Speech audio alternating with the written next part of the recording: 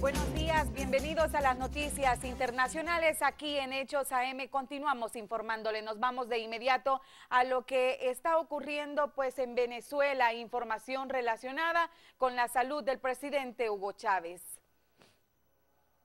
El gobierno de Estados Unidos espera que si el mandatario no pudiera ejercer el cargo, se logre una transición respetuosa con la Constitución venezolana. La portavoz del Departamento de Estado estadounidense, Victoria Nuland, dijo que si Chávez no puede volver al poder, esperan unas elecciones transparentes, libres e imparciales. Además, afirmó que juzgarán la capacidad para mejorar las relaciones con Venezuela sobre la base de los pasos que se tomen. La portavoz del Departamento de Estado de la Nación del Norte, de igual forma, mencionó que su país ya ha intentado mejorar las relaciones con Venezuela, proceso que según Nuland se ha demostrado pues muy complicado. Información relacionada con el Medio Oriente. Naciones Unidas informó que el número de muertos desde el inicio del conflicto sirio en marzo de 2011 se estima en 60.000, la mayoría hombres muertos en Homs y la capital Damasco. Navy Pillay, alta comisionada de derechos humanos para el organismo, explicó que las cifras se basan en 5 meses de investigación exhaustiva. La cifra exacta de muertes entre el inicio del conflicto en marzo de 2011 y finales del mes de noviembre del 2012 fue de 59.648 muertos, y dado a que no se registró ninguna tregua desde entonces, el número de fallecidos actualizados se calcula en más de 60.000, incluyendo soldados, rebeldes y civiles. El gobierno sirio dejó de dar estadísticas en marzo de 2012, cuando anunció que había registrado solo 2.539 muertos en total.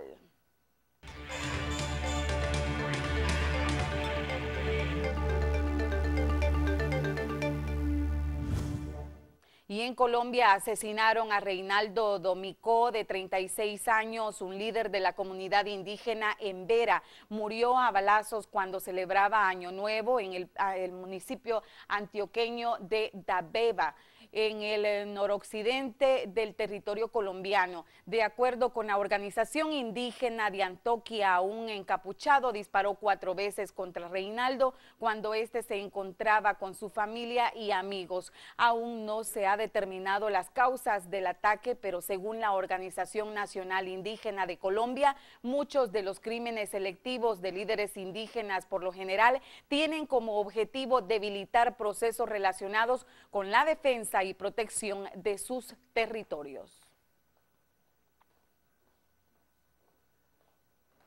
Y las celebraciones de Año Nuevo trajo consigo muchas desgracias. Por ejemplo, en Perú, 2 fábricas textiles fueron devoradas por un incendio de grandes proporciones a causa de productos pirotécnicos. Los bomberos se vieron obligados a evacuar 5 manzanas a la redonda.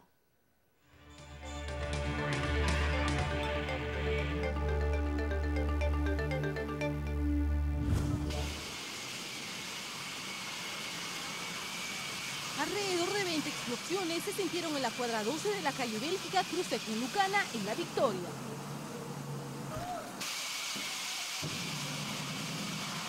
Al parecer, la chispa de productos pirotécnicos habría desatado un dantesco incendio en la fábrica de telas y algodón Punto de Oro SAC, lo mismo que hizo que más de 1.000 galones de gas licuado de petróleo colapsaran, formando llamas expansivas que sembraron pánico en la población.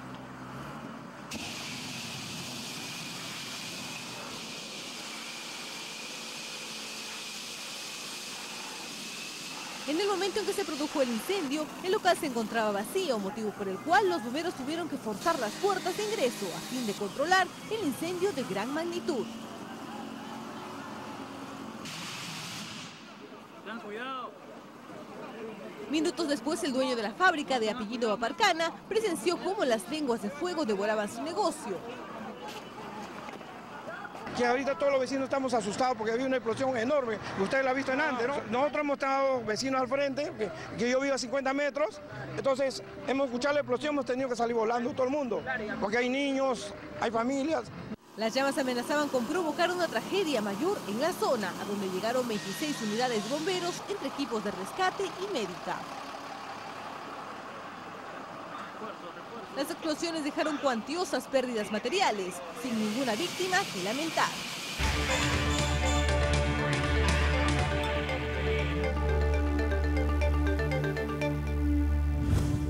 Así concluimos este resumen de noticias internacionales. Esto es lo que ha ocurrido en el mundo, pero a nivel local yo quiero informarles que hay bloqueos en el sector de la carretera de Oro, en el sector específicamente de Soyapango a esta hora de la mañana. También nuestros equipos están desplazados en el Boulevard El Ejército, donde a esta hora pues los motoristas se disponen a marchar dirigiéndose de oriente hacia la zona del centro comercial Plaza Mundo. Así están las cosas a esta hora de la mañana en la capital. Llegamos hasta acá, traslado la señal hasta el set principal. Ahí continúa Roxana Webb. Buenos días.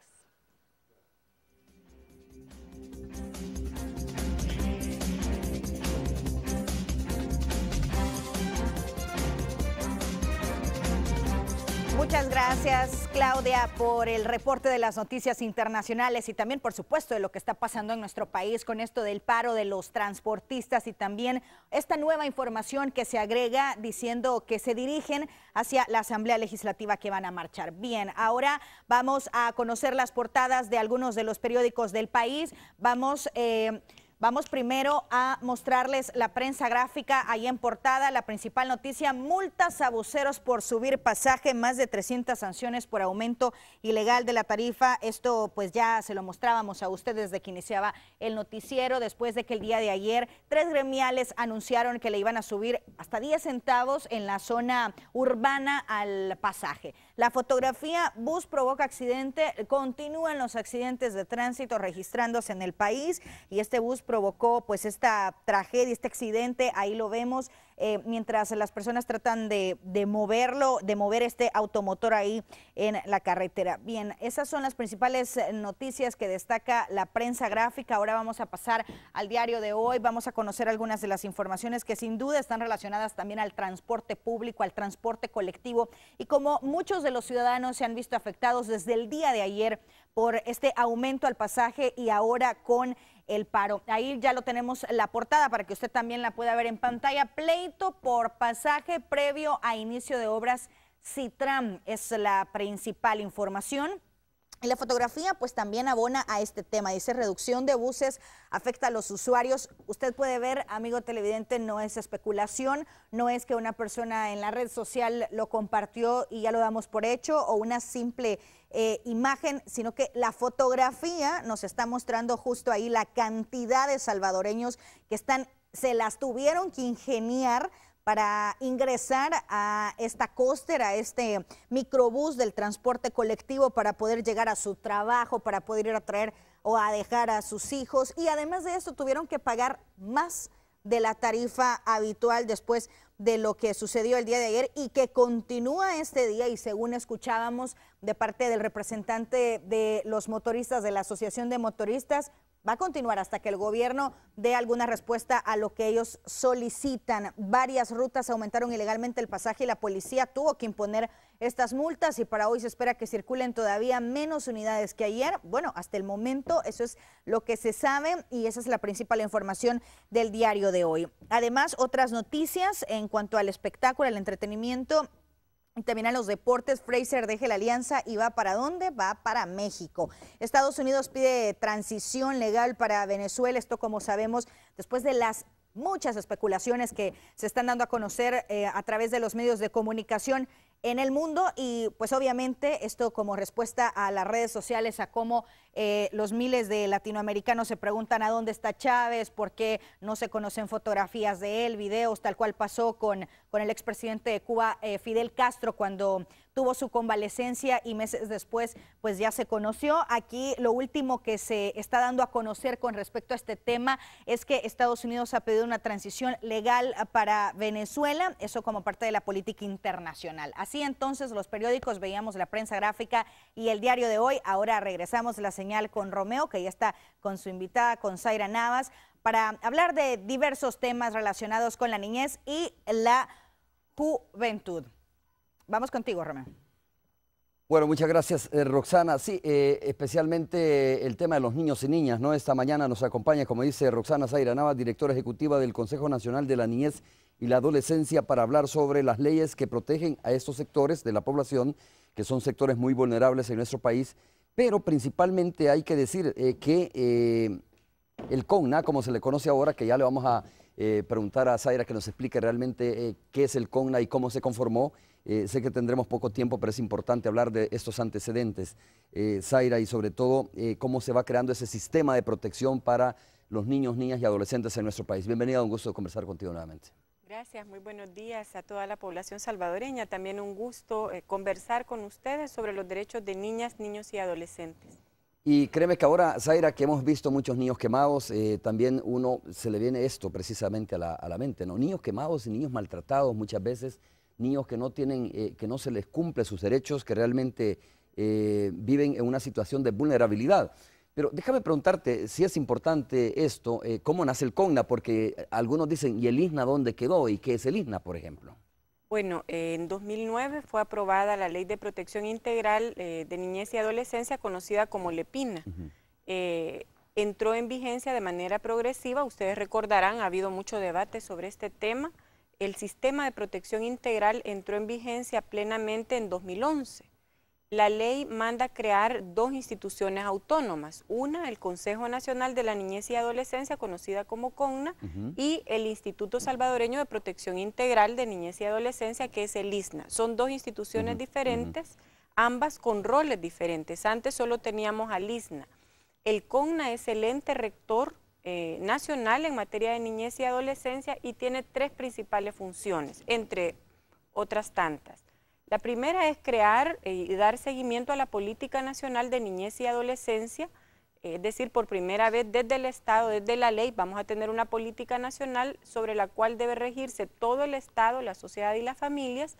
La segunda es la defensa efectiva de los derechos de las niñas, niños y adolescentes, que es muy importante. Ya vamos a explicar cómo se hace esta defensa efectiva, y luego ser el ente rector en materia de niñez y adolescencia a nivel nacional. Es decir, el CONNA es la instancia rectora del sistema de protección integral que estamos en proceso de construcción a partir de la LEPINA. Hablábamos un poco en la pausa que es como la gran sombría, ¿no? Correcto. Que articula este sistema de protección, digo. Sí, articula este sistema de protección que está naciendo. Es importante decirlo, porque la ley manda que ahora, y ustedes habrán escuchado, ya tenemos jueces especializados de niñez y adolescencia, es decir, se crea todo un aparato en el ámbito estatal, se puede decir administrativo, pero también en el órgano judicial. Se le da un nuevo rol a la familia, que juega un papel importante en el sistema de protección integral, y fundamentalmente las